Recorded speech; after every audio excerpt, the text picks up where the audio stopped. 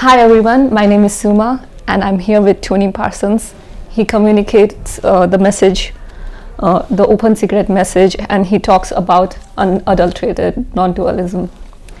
Welcome, Tony. For people who may be new to the open secret message, can you give us a background of what open secret message is? The open secret message is, in very simple terms, but the idea that there is an individual, a real individual with free will and choice, and who is living in the world and can bring about some sort of transformation through their own effort and choice, is a complete illusion. And that when that illusion falls away, and when the sense of there being an individual, a separate individual, is no more, there is that which always is anyway, liberation, so-called liberation. What are some of the most biggest misconceptions about non-duality? The biggest misconception about non-duality is that it is a something. Non-duality has become very fashionable in the last few years, and it's based, and the ignorance is based on the idea that non-duality is a something that can be attained. Non-duality is simply a term pointed to that which can't be known, the all, the everything and the nothing. Non-duality is not true. Non-duality is the everything and the nothing. It can't be understood or comprehended in any way at all. And it certainly can't be taught. You can't teach anybody everything. In any way, there's no one to teach that there's only everything. It's a mystery.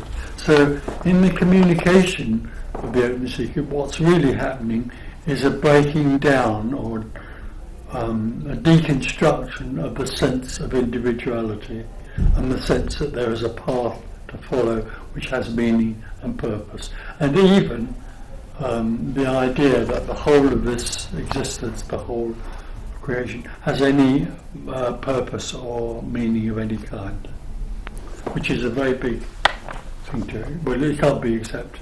Most people can't accept that. One common theme I've noticed in non-duality is that some speakers, they agree upon the message of oneness and everything being nothing, but some of the differences are in the process of seeking. Some of them are they are open with prescribing self-inquiry or meditation. Yeah. So one argument about that is that they say that it seems to happen for more people. There is a tendency. There is a tendency for the me to collapse, usually among people who are involved in this seeking process. If that's what is being said, then that's what's happening there. The idea that's through some sort of effort or process, the me can fall away. But the question is, first of all, who is it that makes the effort? And secondly, where is there to get to? If there's a place to get to, and the individual through their process can get to somewhere, then that's got nothing to do with non-duality. That's just another teaching that there is something that the individual can bring about which gives them a better personal experience. It's nothing to do with what we're talking about. If people claim that it is, then that's what's happening for them. And what are some of the misconceptions about the idea of enlightenment or the person who is enlightened? Sorry, there is a.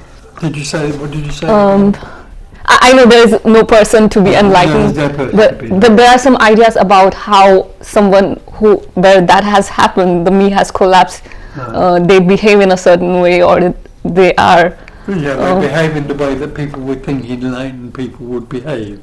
They're very calm, they're very good, and everything they do is gentle, and they listen to vegetarian music and all of that sort of thing. That all of that, the whole of that, is simply in the story of me. It's in what I call the dream story.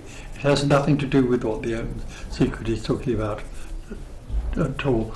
But as far as the open secret is concerned, there isn't someone who can move from one place to another and become something else. And this has nothing to do with personal realization, there is no one who can become personally enlightened. That's a contradiction in terms. As far as the open secret is concerned, there is an illusion that there is a separate entity and it has free will and choice to move along a path. But as far as the open secret is concerned, all of that is totally illusory. And when that illusion has fallen away, there's nothing left. There's no one. There is only empty fullness, which can't be known. There is only unknowing. All that's left is unknowing. There isn't then a person who has become enlightened. So a person, like there is one common idea I have seen in the circle is that the person has to have all these experiences so like that is something to reach where they want to. Yeah, there's no way to reach.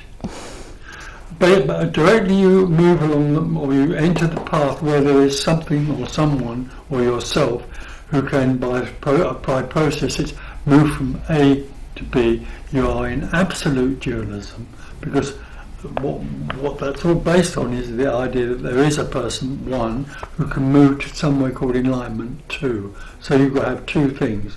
Non-dualism is that there are not two. But directly you enter into that idea, you're in the dream. You're in the dream of personal achievement. And one more thing I wanted to clarify with you was about the concept about freedom. I think when you say freedom, you refer to it differently than the commonly talked about freedom, because you have clearly mentioned about that there is no free will, and that is interpreted as freedom for a lot of people, where having freedom to do things. So what is it that you refer to as freedom? So I can't tell you, because it's sort of when the illusion that there is someone or there is anything that's separate falls away. First of all, I have to say it's then recognised by no one that there never was an individual who was in that dream. That's the first thing.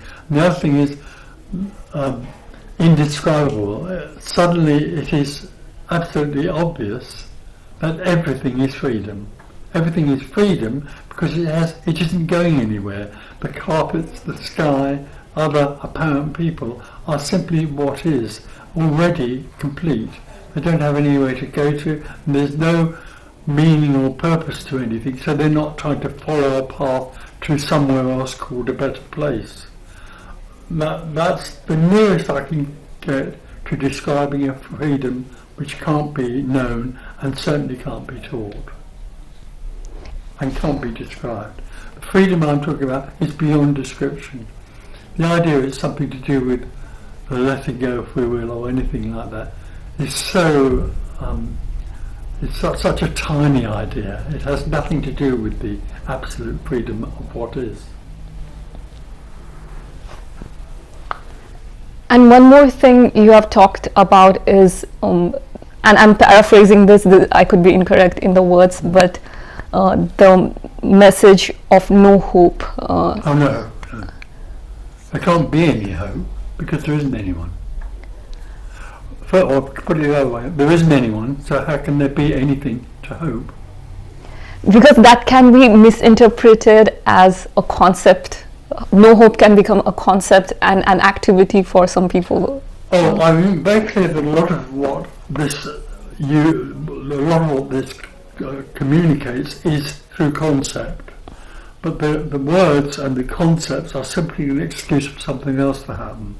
They can undo the fixed ideas, or the fixed ideas that people have about their nature and the nature of the world they live in can unravel a little bit when they meet a very radical concept or perception. But what's going on is absolutely beyond anything that can be said.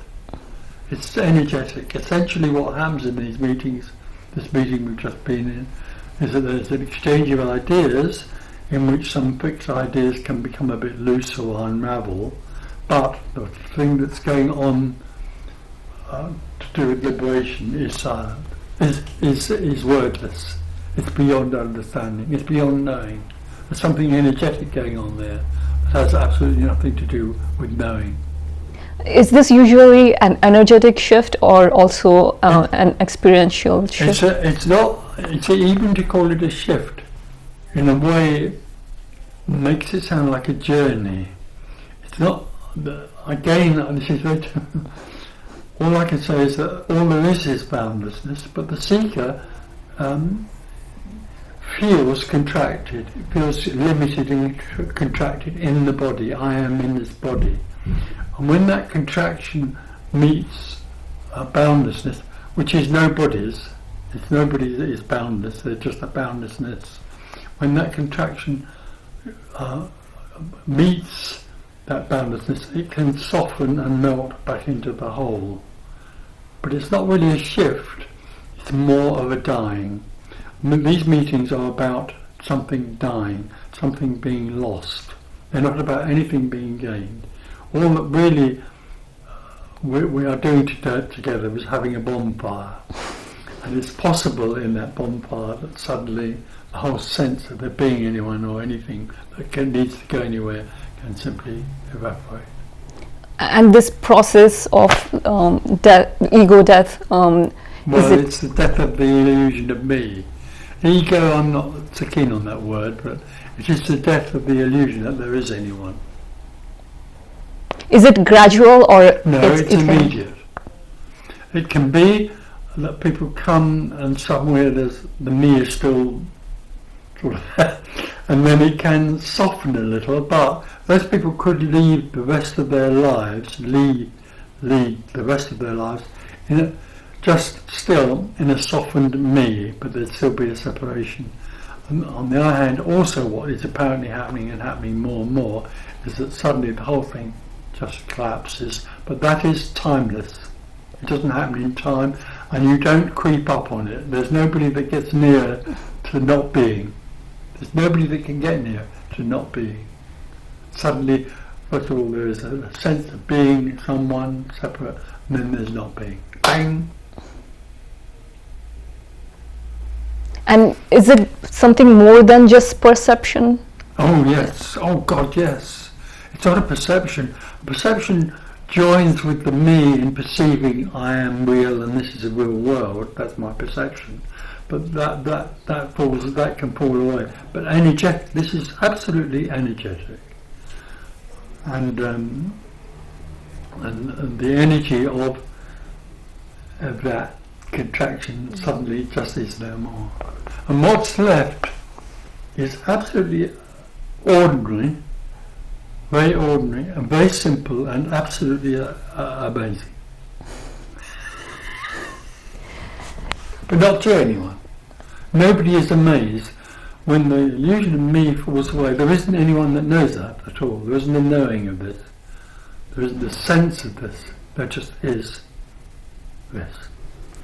Is there an apparent change to mind and body?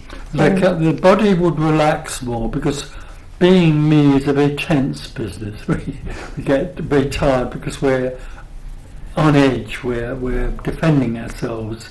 Apparently, not always, but life seems to be a threat which we have to deal with. When that falls away, then there's obviously a relaxation in the body.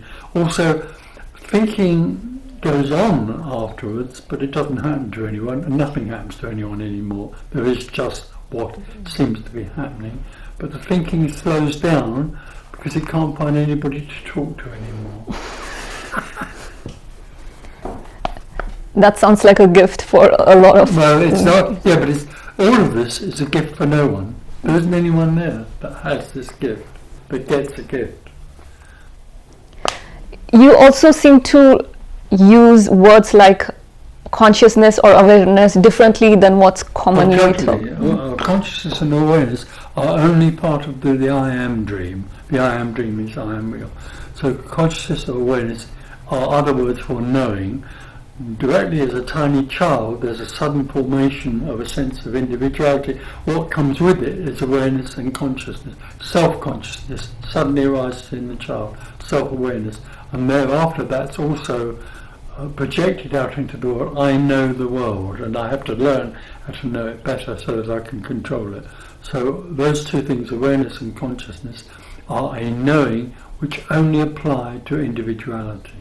When individuality, apparent individuality, is no more, there is no awareness or consciousness in those terms. There's nobody that knows. There is only unknowing. So, sorry, go ahead. Of course, the brain, don't forget the brain is involved. The brain is only something that deals with the story. It's only active when the story seems to be happening, appears to be happening. It's not a real story. And the brain would have its own impersonal awareness of what's happening. So that if you're walking across a road in a bus, the brain would read that and respond to it. So when everyone says that everything is consciousness or awareness? No, everything isn't consciousness. Why would everything need to know itself? Why, if there is only everything, and it is everything, why would there be some... If it had to know itself, it would have to step outside everything and know that there's everything. There is only everything. Nothing, there is only empty. It's kind of like a commonly accepted idea that the more you know, the more intelligent you are. Do you think that kind of, and it's so commonly accepted? Huge, it's huge. Look what energy we put into knowing. The me puts a huge amount of energy into knowing to protect itself, to survive. That can be a big shock after Huge. this. Well, but there isn't anyone there. When the me falls away, there isn't anybody there to be shocked. There isn't any need to know. There isn't anything that's separate from everything. There is only everything. This is everything. There isn't anything in here that knows that. This is everything. Very simple. And whenever life seems to happen, there's a response from here, but it's not from anyone, and it's not from a library of knowledge. It's really like the childlike wonder of childhood, of baby. We're trying to rediscover the childlike wonder of what is. Be ye as little children. It's like, and everything is new. Everything. The car, I mean, you fall in love with the car. Well, you don't. But there's just falling in the carpet, the sky, everything is that, because there's no longer anything that's separate. I am that. And there is no, like for example, in case of a child, the child hasn't gone through that experience of separation and come back to the oneness. Do you think that experience of going into separation and coming back to oneness, I guess there is no value to there is no. And don't forget, it doesn't happen. It's not real. What you just described is not real. It doesn't happen. It only appears that we can become separate as tiny children and grow up in an apparent separate reality, and then either at death, or what we call normal death, or in the living body, suddenly there's no one, and there's only oneness. All of that I've just described is only an appearance. It's not real. And it's recognised at the point at the timeless point of there being only everything, that there never was anyone that was separate. And that sense of separation, where does it arise? Does it arise in the mind or in the body? In the body. And energy? Energetically in the body. Sense of separation is a cellular thing. It comes and goes in the day, in deep sleep or whatever. It's not there. But it's a cellular thing held in the body, like deep fear is. If you've ever been deeply afraid, it isn't your mind that's afraid, it's your whole body that's afraid. So separation is just a function that is cellular, held by awareness, of course. Well, awareness and consciousness feed the awareness of the separation, and it's held in the whole body. And is it possible, like some places have more of that energetic contraction? Some apparent people, who aren't any real people, are more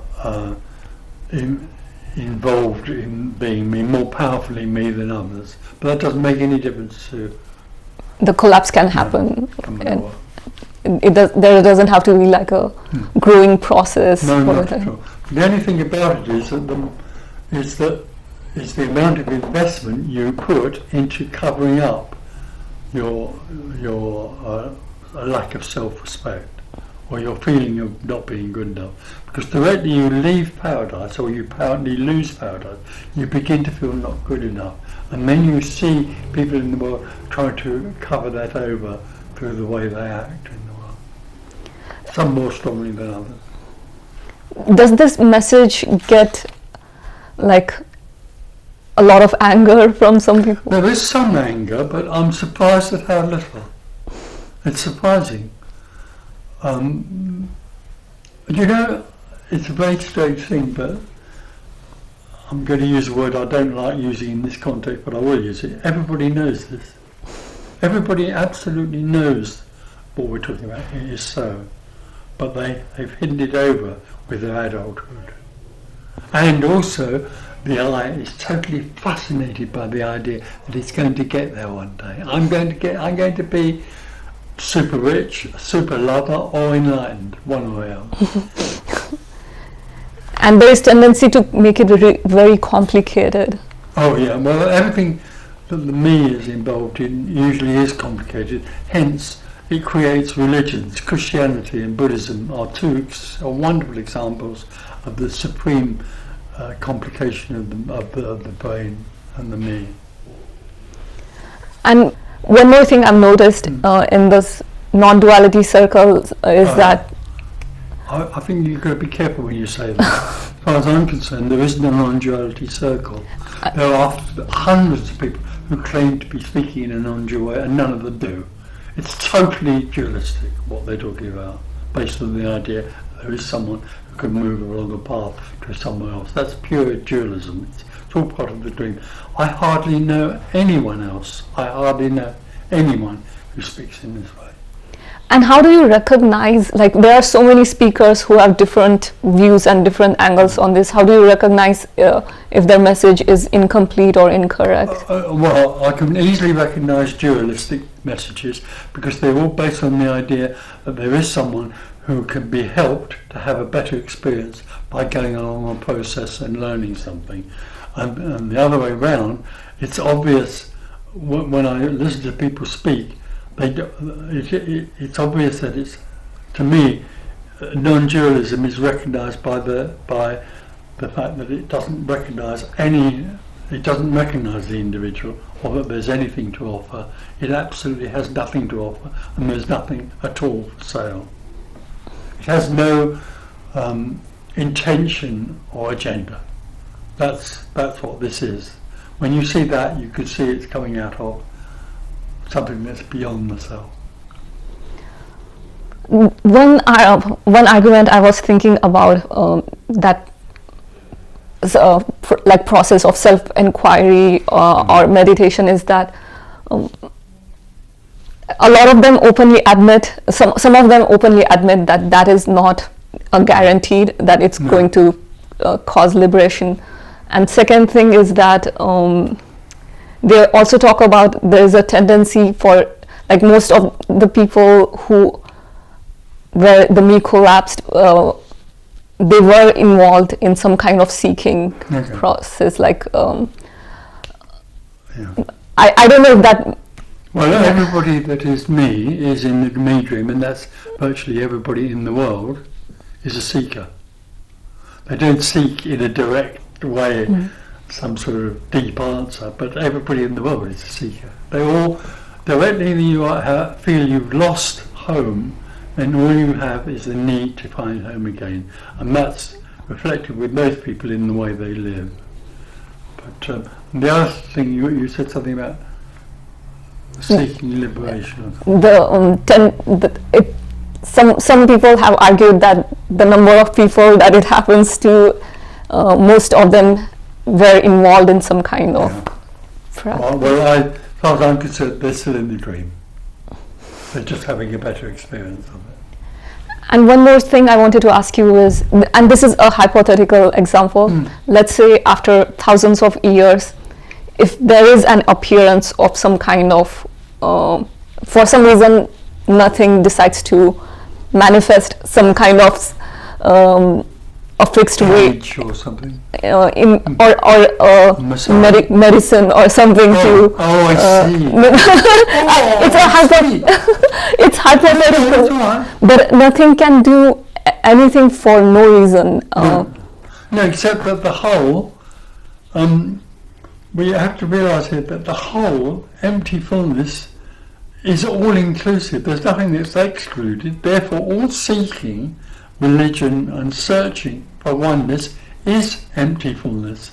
It's not empty fullness out there thinking, oh dear, all those people going wrong, I must try and guide them all. Because there's all seeking, all of this battle to find oneness is absolutely perfect.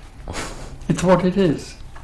It's only a dualistic view which would say that seeking is wrong in some way or other. This non-duality wouldn't say seeking is wrong, because non-duality says that all there is already is wholeness. There's only one, and in one appears to be a seeking, even though it's confused.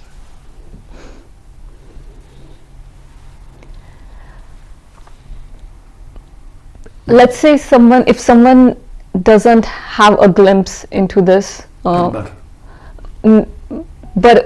non-duality could sound like set of beliefs, like a belief system. How would you differentiate between non-duality and there is no such thing as non-duality. Non-duality points to that which can't be known. Therefore, it has nothing to do with the belief system. But if a seeker comes across what it thinks is non-duality, and then collects a whole lot of concepts about that, that's what's happening, and it has absolutely nothing to do with freedom.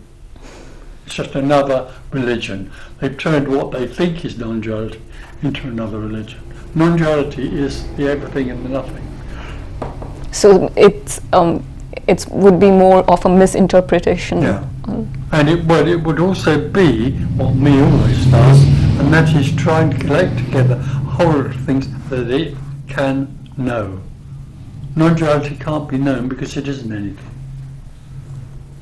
But people have turned non-duality into another process that can be known, and that's utterly ludicrous.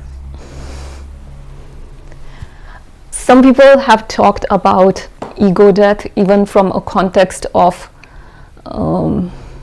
psychedelic experiences. Some people have talked about the concept of ego death during a psychedelic experience or stuff like DMT experience. What are your thoughts? That's another experience. It's just a deeper experience they've had.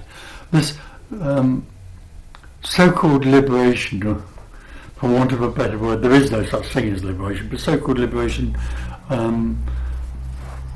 has nothing to do with the individual at all, or any change of knowing or feeling or experience.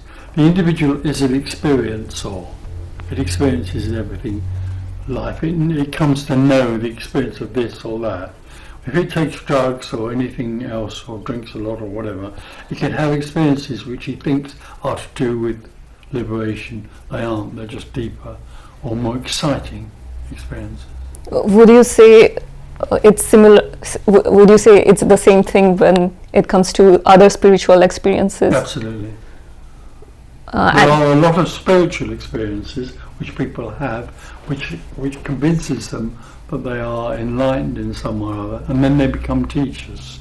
And I watch these people, and it's very clear that they're very firmly in the dream. It's a fancier dream. Yeah, it's a fancier dream. And they sincerely, most of them, feel that they should help other people to have just a similar experience. And people come, and because they've got a lot of emotional energy, these people who think they're becoming enlightened, there's an emotional, what I call an emotional spiritual energy about it, because they feel they've moved into a better realm or another level. And when people come to see them, they also feel that emotional energy, and they think, they mistake it for something spiritual, which is to do with enlightenment or goodness, great goodness. One more thing I would love your clarification is, I think sometimes this gets confused as a therapy, like this could fix something, this could heal. It's awful. This message for the individual is totally awful. And I mean totally awful. For the individual, the seeker, this message is of no value of any kind and has no therapeutic value. It may be that there are quite a lot of silences in these talks as you saw today. It may be that somebody would feel better in that sort of silence, but it has nothing to do with trying to do anything or change anything as therapy is. So there is no practical application? No, none at all. There is nothing at all for sale. There's nothing for the individual. I would say that the worst place for an individual to come to is one of our meetings, the individual seeker, because there's nothing there for them. When some people from science world, when they talk about they are looking into this idea if we are living in a simulation, and if this is like a virtual reality. The methodist idea. Is that something, from science point of view, is that something closer yes, towards? It is. Strange enough. I've watched all of that, and that idea that we are actually only proteins emerge is absolutely right next to what we're talking about, but there's one thing missing which I can't describe, which is unknowable and no scientist will ever know. It's interesting that I watch things about particle physics on YouTube or whatever, and it's very interesting that particle physicists have got very close to and established for themselves that there is such a thing as nothing. They're now trying to measure it. There are two mine, one in America and one in England, where there are people spending millions and millions of dollars trying to catch no thing and tell us what it is. Because as far as the science is concerned, because scientists live in the dream, they are people living in the dream, they think that no thing is a something that they can harness and analyse. All of that is going on, but strangely enough, I came across two Japanese physicists a couple of years ago who are also suspicious or suspect and are talking in the way that the Open Secret does. And that is that there's only nothing and everything is only an image or an appearance out of nothing. So it's interesting. Science and this message are sort of coming closer together. How do you, like, what you know is... I don't know anything. There isn't anyone, there is only what is, and a response. So the difference between experiential truth and scientific truth, how do you balance? Well, first of all, there is no truth as far as I'm concerned. Mm-hmm. There is only what is. But in some way or other, I think it's an interesting time to be around, because there's no... You could say that if you let's say there was thousands of years of seeking, there never was, because there's no such thing as real time. But imagine the history of seeking. What we're talking about here right now has been talked about in different, like Lao Tzu, Hu Pong and others have talked about this. There is Christian mysticism talks about what we're talking about right now, but it never really goes the whole way. It sort of hints that this is a possibility, that there is nothing. But it's just interesting that in some way or other, science and that whole idea or sense of there being everything and nothing or empty fullness is coming together at this time. Is there like something, and I'm speaking apparently, is this energy revealing itself compared to... it's not as hidden as it used to be? Oh no, I think that's so. It's more apparent. I mean, we are seeing... We see a lot of people, I see a lot of people, and my sense is that 40 or 50 years ago that wouldn't have happened. There's something in the psyche of people. Mm-hmm. You know, religions are collapsing all around us, and young people don't really respect the religious, the old patriarchal seeking idea is falling apart especially in the West. And young people are much more open, well, in the end, to freedom, ultimately. They long for freedom. All these things that are going on in different cities are all actually, in the end, a longing to be free. And so there's much more of an openness to this. And I see, well, many people come to these meetings, and there are quite a few people dying. But I don't mean dying. I mean, the illusion is suddenly collapsed.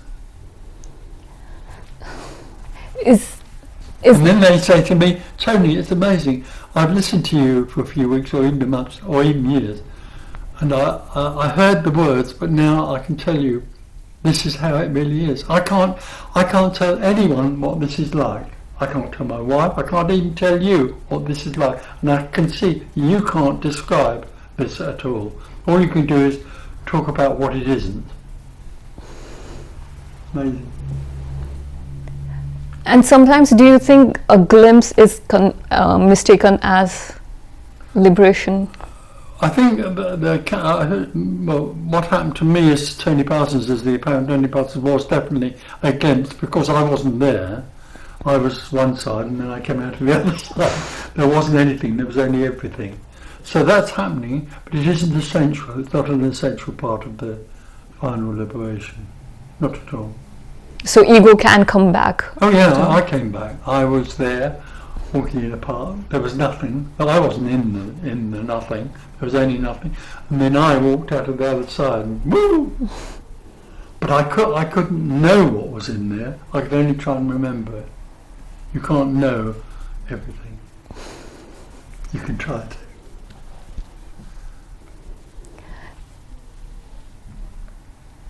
I think this is an odd question, but I'm going to ask anyway. Is this more like your focal point shifts from like the center of the me to everything. There's no, yeah. Everything. Yes, it is. You could say, but when you say shift, you're back to some sort of event that happens. The biggest problem for me is when it comes, anyway, is that it's waiting for something to happen. So it can go for the rest of its life waiting for this to happen. And it doesn't happen. It doesn't need to happen, because all there is everything. Within everything arises, as you say, a centre in here which thinks it's separate. But that's not a real happening, it's only an appearance. And it seems that appearance simply floats away suddenly, is no more. So when some people try to describe the nature of reality from scientific point of view, they're not. You can't know this. It can't be known.